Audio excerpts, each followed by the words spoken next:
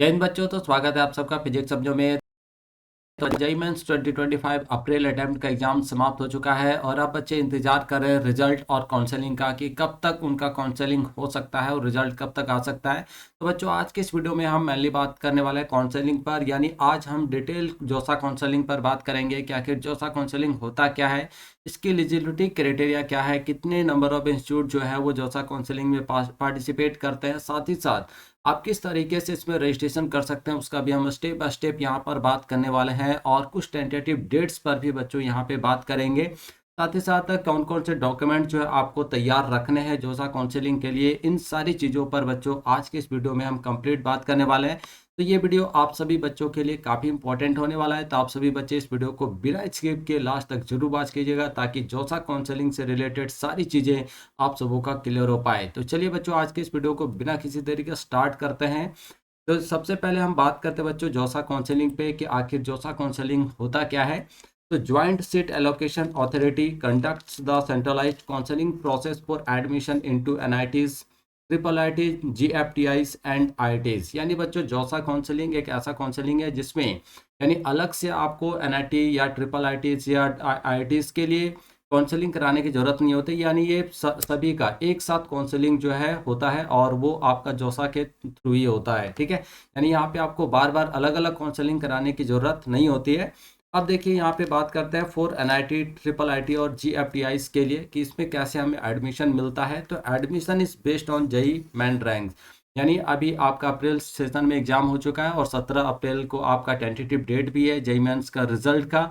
तो JEE mains में जो टॉप पर रैंकर्स होते हैं उनको यहाँ पे एडमिशन मिलता है। ठीक है, बट अगर आपको आईटी में एडमिशन लेना है बच्चों तो फिर आपको यहाँ पे admission is based on JEE advance rank. तो यहाँ पे जेईई एडवांस के बेसिस पे आपको जो है एडमिशन मिलता है। तो आप सभी को मालूम है कि जो जेईई मेंस में 2.5 लाख बच्चे जो अच्छा परफॉर्म करते हैं, जिनका रैंक बढ़िया होता है, वही जो है जेईई एडवांस के लिए एलिजिबल होते हैं। और फिर वहाँ पे जिन बच्चों का रैंक बढ़िया आता है फिर वो उनको जो है यहाँ पे आईआईटी में एडमिशन मिलता है। ठीक है, तो ये आपका था जोसा काउंसलिंग, यानी सेंट्रलाइज्ड काउंसलिंग प्रोसेस है, सभी के लिए एक ही बार में काउंसलिंग होता है, चाहे आप एनआईटी में एडमिशन लेना चाहते हो या ट्रिपल आईटी या GFTI या फिर आईआईटी में। ठीक है, अब यहाँ पे बात करते हैं एलिजिबिलिटी क्राइटेरिया का कि जोसा काउंसलिंग का एलिजिबिलिटी क्राइटेरिया क्या है। तो एलिजिबिलिटी क्राइटेरिया फॉर जोसा 2025, तो देखिए NIT, ट्रिपल IIT और GFTIs में अगर आपको एडमिशन लेना है बच्चों तो क्वालिफाइड जेईई मेंस 2025, तो आपको जेईई मेंस 2025 जो है क्वालिफाई करना पड़ेगा। और दूसरा IITs में अगर आपको एडमिशन लेना है तो क्वालिफाइड जेईई एडवांस 2025। तो अगर आप IIT में एडमिशन लेना चाहते हैं तो आपको जो है जेईई एडवांस क्वालिफाई करना पड़ेगा। अब दोनों के लिए चाहे आप NIT या ट्रिपल IIT या GFTI में एडमिशन लेना चाह रहे हैं या फिर IIT में एडमिशन लेना चाहते हैं तो उनके लिए एलिजिबिलिटी क्राइटेरिया क्या है, एटलीस्ट 75% मार्क्स इन क्लास 12। तो आप अगर जनरल कैटेगरी के हैं तो आपका कम से कम जो है 75% मार्क्स होना चाहिए क्लास 12 में। और अगर आप SC ST और PW हैं तो फिर यहाँ पे बच्चों आपका 65% मार्क्स होना चाहिए। तो ये जो 75% है वो आपका हो गया जनरल और OBC के लिए, बाकी SC ST PW के लिए आपके पास 65% होना चाहिए। साथ ही साथ तो दूसरा क्या है, और be in the top 20% of your board, या फिर आपके बोर्ड में जो है 20% आपका होना चाहिए, तभी जो है आप जो है जोसा काउंसलिंग के लिए एलिजिबल होंगे। ठीक है, candidate must have pass 12th with required subject, साथ ही साथ आपका 12th पास आउट भी होना चाहिए। और कौन कौन से सब्जेक्ट से, तो देखिए बीटेक के लिए आपको फिजिक्स, केमिस्ट्री और मैथमेटिक्स आपका होना ही चाहिए +2 में। बी आर्क में अगर आपने एडमिशन लेना चाहते हैं तो फिर आपका फिजिक्स, केमिस्ट्री और मैथमेटिक्स होना चाहिए। और बी प्लानिंग के लिए आपका मैथमेटिक्स मैंडेटरी है बच्चों। ठीक है, ये कुछ सब्जेक्ट कॉम्बिनेशन है जो आपके क्लास 12th में होने चाहिए। चलिए अब हम लोग यहाँ पे आगे बात करते हैं कि कितने इंस्टीट्यूट जो है वो जोसा काउंसलिंग में पार्टिसिपेट करते हैं। तो नंबर ऑफ इंस्टीट्यूट्स, तो सबसे पहला जोसा पार्टिसिपेटिंग इंस्टीट्यूट, तो IITs, अगर हम IITs की बात करें तो 23 IIT जो है बच्चों वो जोसा काउंसलिंग में पार्टिसिपेट करते हैं, मतलब उनके थ्रू जो है IITs में एडमिशन होता है। NIT की बात करें तो 31 NITs जो है वो पार्टिसिपेट करते हैं और जोसा के थ्रू ही इन 31 NITs में बच्चों आपका एडमिशन हो पाता है।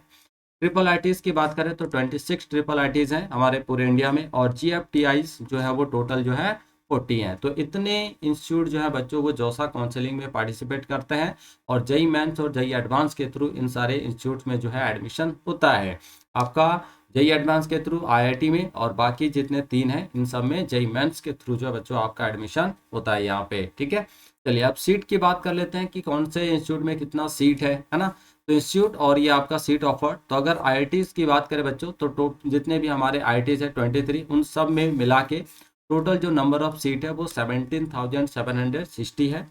एनआईटीज की बात करें तो 31 एनआईटीज में आपके जो टोटल सीट है वो 24,229 है।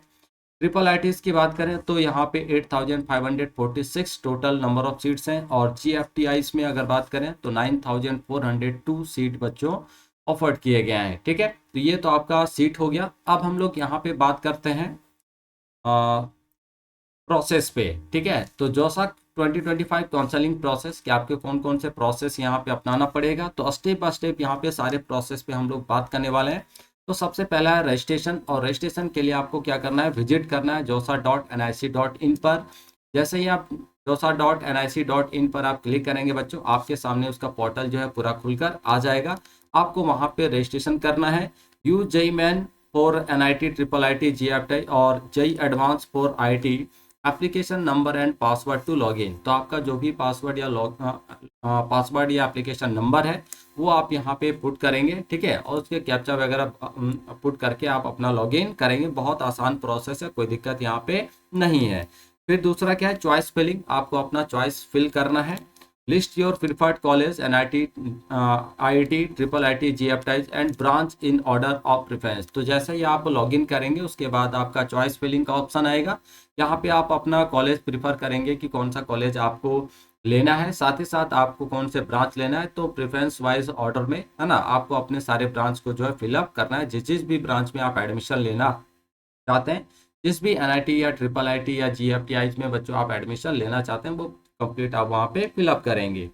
देखिए, fill as many choices as possible to increase chance. तो ये आप जितना ज़्यादा नंबर इंस्टीट्यूट या फिर जितना ज़्यादा ब्रांचेस को आप फिलअप करेंगे उतना ज़्यादा आपका यहाँ पे चांसेस बन सकता है। तो इसलिए आप ट्राई करें कि ज़्यादा से ज़्यादा आप कॉलेजेस को फिलअप करें यहाँ पे। ठीक है, ताकि अगर मान लीजिए कि अगर आपका स्कोर कम है ना, परसेंटाइल अगर कम है, तो भी अगर ज़्यादा फिलअप करेंगे तो हो सकता है कि किसी ना किसी इंस्टीट्यूट में आपका चांस बन जाए। ठीक है, चलिए आगे अगला है मॉक अलॉटमेंट। तो जैसे ही आप चॉइस फिलिंग करेंगे उसके कुछ दिन के बाद जो है आपका मॉक अलॉटमेंट्स होगा। तो जोसा release 2 mock allotment based on the choice you field. तो यहाँ पे 2 आपको चांस मिलेगा, मॉक अलॉटमेंट आपका होगा जो भी आपने चॉइस जो है फिलअप किया हुआ है। You can modify choice after mock rounds. तो मॉक राउंड्स के बाद अगर आप चेंज करना चाहते हैं, मॉडिफाई करना चाहते हैं कुछ, है ना, तो आप यहाँ पे मॉडिफाई कर पाएंगे। नेक्स्ट है सीट अलॉटमेंट राउंड। अब ये सीट अलॉटमेंट राउंड, तो यहाँ पे बच्चों 5 राउंड तक आपका सीट अलॉटमेंट होता है। यानी फर्स्ट राउंड चलना स्टार्ट होगा, first, second, third, fourth and last जो आपका होता है 5th राउंड में होता है। फिर 6 से आपका बारी आता है। ठीक है, तो after every round you can accept the seat. तो आप हर राउंड में अपना सीट जो है जो एक्सेप्ट कर सकते हैं। अगर आपको लग रहा है कि हाँ हमको अच्छा एनआईटी मिल रहा है, अच्छा जगह पे मिल रहा है एडमिशन, तो कोई दिक्कत नहीं। आप हर से जो राउंड होगा वो हर राउंड में अपना सीट जो एक्सेप्ट कर सकते हैं। अगर नहीं करना चाहते तो फिर अगले राउंड की जो है आपको वेट करना है। तो float keep the allotted seat but hope for better option in the next round. तो आपको लग रहा है कि अगर अगले राउंड में अच्छा ऑप्शन हमको मिल जाएगा, बेटर ऑप्शन मिलेगा, तो फिर आप यहाँ पे आगे बढ़ सकते हैं। Slide Sam college better branch in future round. तो आप स्लाइड भी कर सकते हैं सैम कॉलेज में फ्यूचर बेटर ब्रांच के लिए, है ना। तो ये सारी चीज़ें हैं। नेक्स्ट आगे डॉक्यूमेंट अपलोड एंड वेरिफिकेशन। तो नेक्स्ट आपको यहाँ पे जो है डॉक्यूमेंट अपलोड करना है। जो भी आपसे मांगा जाएगा वो सारी चीज़ें यहाँ पे आपको अपलोड करना है 1 by 1। Once a seat is allotted upload document online. सारी चीज़ें यहाँ पे ऑनलाइन अपलोड करना है, कोई यहाँ पे ऑफलाइन वाला प्रोसेस नहीं है। और ना ही कोई चीज़ आपको जो एनटीए को भेजना है या जोसा के लिए आपको भेजना है। ठीक है, documents will be verified online by reporting centre, है ना। तो आपका वेरीफाई होगा जब आप सेंटर पे रिपोर्ट करेंगे, तो उस समय आपका सारी चीज़ें प्रोसेस 1 by 1 होता रहेगा। सीट कन्फर्मेशन, पे सीट एक्सेप्टेंस फी। अब यहाँ पे आप अपना सीट अगर कंफर्म करना चाहते हैं, है ना, जैसे आपने फर्स्ट राउंड आपका हुआ और आपने सीट एक्सेप्ट कर लिया, तो यहाँ पे अब आपको जो है पे करना पड़ेगा सीट एक्सेप्टेंस फी। और ये अप्रॉक्स जो है वो 35,000 होता है जनरल, ओबीसी और ईडब्ल्यूएस के लिए।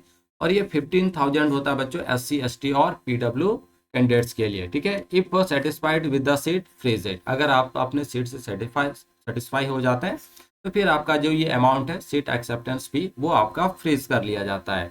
नेक्स्ट है 7 पॉइंट फाइनल एडमिशन। अब ये सीट कंफर्मेशन हो गया, उसके बाद आपका जो यहाँ पे फाइनल एडमिशन होता है। आफ्टर फाइनल राउंड मतलब 5th राउंड के बाद visit the allotted institute physically for admission and verification. तो जैसे ही आपका पूरा राउंड कंप्लीट हो जाता है 5 राउंड तक, उसके बाद आपका जो भी सीट मिला जिस भी कॉलेज में, तो वहाँ पे आपको फिजिकली जाना है और एडमिशन कराना है, अपना वेरिफिकेशन सारे डॉक्यूमेंट्स का कराना है, ठीक है। तो ये सारे प्रोसेस हैं, तो सारे प्रोसेस हमने स्टेप बाय स्टेप आप सबों को बता दिया। चलिए अब हम लोग यहाँ पे आगे बढ़ते हैं और बात करते हैं इंपॉर्टेंट डॉक्यूमेंट्स फॉर जोसा 2025। तो अब आपको एडमिशन या वेरिफिकेशन कराते समय आपके पास कौन कौन से इंपॉर्टेंट डॉक्यूमेंट्स होने चाहिए, या फिर अगर आप जोसा काउंसलिंग में पार्टिसिपेट करना चाहते हैं बच्चों, तो अभी से ही आपको ये सारे डॉक्यूमेंट जो है धीरे धीरे बना के रख लेने चाहिए, ताकि बाद में आपको किसी तरह का कोई प्रॉब्लम ना हो। एक्चुअली जोसा काउंसलिंग तो अच्छा खासा लंबा समय तक चलता है, 1.5 महीने का समय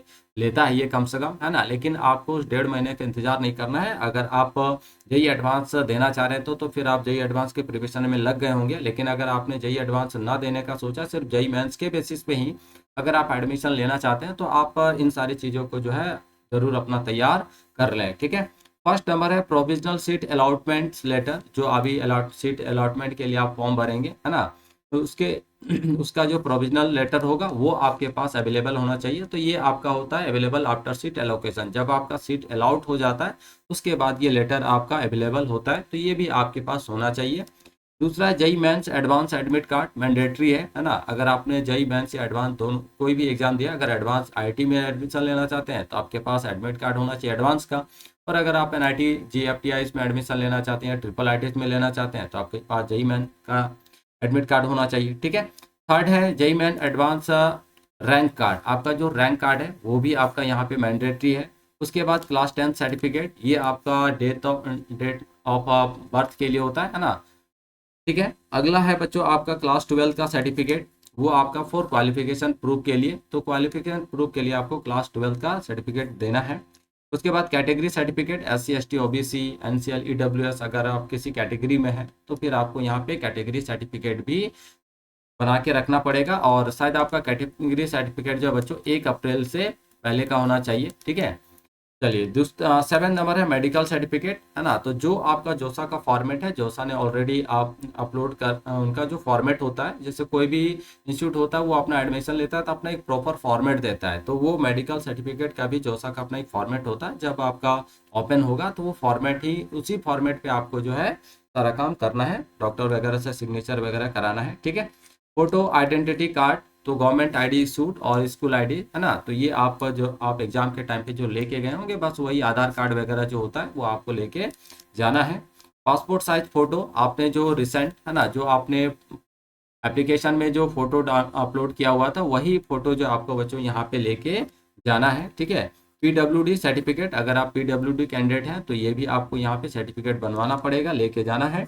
फी पेमेंट रिसिप्ट, आपने जो फी पेमेंट किया है वो रिसिप्ट भी आपको यहाँ पे किसके लिए, तो सीट एक्सेप्टेंस फी जो 35,000 और 15,000 है ना, तो उसका जो आपने फी पेमेंट किया है तो वो फी पेमेंट स्लिप भी आपको यहाँ पे लेके जाना है। साथ ही साथ मेडिकल सर्टिफिकेट, अच्छा ये दोबारा हो गया, ठीक है। तो पर प्रिस्क्राइब्ड फॉर्मेट, तो ये कुछ डॉक्यूमेंट्स है, यानी 11 डॉक्यूमेंट्स बच्चों आपको यहाँ पे लेके जाना है। तो आप लोग फटाफट ये सारे डॉक्यूमेंट जो है रेडी कर लें। अगर नहीं है आपके पास, जैसे जनरली कैटेगरी सर्टिफिकेट वगैरह में प्रॉब्लम होता है, ठीक है, तो मेडिकल सर्टिफिकेट तो जब आपका जोसा काउंसलिंग स्टार्ट होगा तो वहाँ पे फॉर्मेट आपको मिल जाएगा, आप आराम से अपना जो है सारी चीज़ें काम कर सकते हैं, ठीक है। तो ये कुछ इंपॉर्टेंट डॉक्यूमेंट थे जोसा काउंसलिंग के आप सबों के लिए। चलिए अब हम लोग थोड़ा सा यहाँ पे और आगे बढ़ते हैं और बात करते हैं एक्सपेक्टेड टाइमलाइंस फॉर जोसा काउंसलिंग, यानी कौन कौन कब तक आपका आ सकता है। तो देखिए जेई एडवांस का जो रिजल्ट है बच्चों, है ना, जेई एडवांस से क्लियर होने के बाद ही जो है जोसा काउंसलिंग स्टार्ट होता है, क्योंकि जोसा काउंसलिंग में ही क्या है, आपका आईटी हो या ट्रिपल आईटी एनआईटी सबका काउंसलिंग एक साथ होता है ना। तो इसलिए जब तक आपका जेई एडवांस का रिजल्ट आएगा नहीं तब तक आपका यहाँ पे जोसा काउंसलिंग स्टार्ट होगा नहीं। तो जेई एडवांस का जो रिजल्ट है बच्चों वो टेंटेटिव डेट आपका 2 जून है, यानी 2 जून को यहाँ पे जेई एडवांस का रिजल्ट आने वाला है। तो जैसे ही आपका रिजल्ट आएगा जे एडवांस का, इसके बाद आपका जोसा काउंसलिंग जो स्टार्ट हो जाएगा। तो जोसा रजिस्ट्रेशन स्टार्ट जो है वो 3 जून टेंटेटिव है बच्चों ये। उसके बाद चॉइस फिलिंग का जो होगा वो जून में ही होगा, यानी 3-4 से ही स्टार्ट हो जाएगा। फर्स्ट मॉक अलॉटमेंट जो है अर्ली जून 2025 में। फाइनल अलॉटमेंट राउंड 1 जो है लेट जून टू जुलाई, है ना, जून या जुलाई मिड जून में यह स्टार्ट हो सकता है आपका। और सब्सिक्वेंट राउंड जो है जुलाई अगस्त, यानी लगभग बच्चों आपका जो जोसा काउंसलिंग का पूरा प्रोसेस है, यानी 5th राउंड तक, वो आपका जो है लगभग 1.5 महीना तक यहाँ पे चलता रहता है। तो अच्छा खासा यहाँ पे बच्चों टाइम लगता है ना, पूरे कंप्लीट होने में प्रोसेस को। अब देखिए इंपॉर्टेंट टिप्स कि आपको करना क्या है जोसा काउंसलिंग में। तो fill maximum choice to maximise chances, है ना। तो यहाँ पे ज़्यादा से ज़्यादा कॉलेजेस को आपको चूज करना है, ज़्यादा से ज़्यादा ब्रांचेज को चूज करना है, ताकि कम अगर अच्छे एनआईटी या अच्छे ट्रिपल आईटीज में एडमिशन ना अगर मिले तो कम से कम आपको किसी ना किसी एनआईटी वगैरह में एडमिशन मिल जाए। तो ज़्यादा से ज़्यादा आपको यहाँ पे क्या करना है, फिलअप करना है, ठीक है। दूसरा है check home state quota cut offs if applying for NITs. अगर आप एनआईटीज के लिए एडमिशन लेना चाहते हैं, है ना, नहीं कर, तो बच्चों आप ट्राई कीजिए कि आपका होम कोटा पर आपका जो एडमिशन हो जाए, है ना। उसके कटअप को थोड़ा सा ध्यान रखिए और उसके बेसिस पे आप यहाँ पे फिल कीजिए। नेक्स्ट है keep all documents ready in advance. तो आपको ये सारे डॉक्यूमेंट जो है वो रेडी रखना है जोसा काउंसलिंग से पहले। चेक ऑफिशियल जोसा वेबसाइट रेगुलरली फॉर अपडेट्स। और अगर आपको कंटिन्यू अपडेट रहना है तो आपको जोसा काउंसलिंग का जो भी वेबसाइट है, हमने जो बताया josa.nic.in, तो उस पर कंटिन्यू अपना नज़र बनाए रखना है, ठीक है। तो ये कुछ इंपॉर्टेंट टिप्स है। और पहला जो इंपॉर्टेंट टिप्स है काफ़ी इंपॉर्टेंट है कि आपको ज़्यादा से ज़्यादा चॉइस करना है, ज़्यादा से ज़्यादा कॉलेजेस को फिलअप करना है, ज़्यादा से ज़्यादा ब्रांचेस को प्रीफर करना है, ताकि आपका चांस जो है बन पाए, ठीक है। तो आए बच्चों आप सबों को वीडियो अच्छा लगा होगा। अगर बच्चों वीडियो अच्छा लगा हो तो इस वीडियो को एक लाइक जरूर कीजिएगा, प्यारा सा कमेंट जरूर कीजिएगा। और अभी तक आपने हमारे चैनल को अगर सब्सक्राइब नहीं किया है तो चैनल को सब्सक्राइब करके सबसे पहले बेल नोटिफिकेशन ऑन जरूर कर लीजिएगा, ताकि टाइम टाइम पे आने वाली वीडियोस का इन्फॉर्मेशन सीधा आप तक पहुंच पाए। तो मिलते हैं बच्चों इसी तरह के इन्फॉर्मेटिव वीडियोस के साथ और नेक्स्ट अपडेट के साथ नेक्स्ट वीडियो में। तब तक के लिए आप सभी बच्चों को थैंक यू, बाय बाय।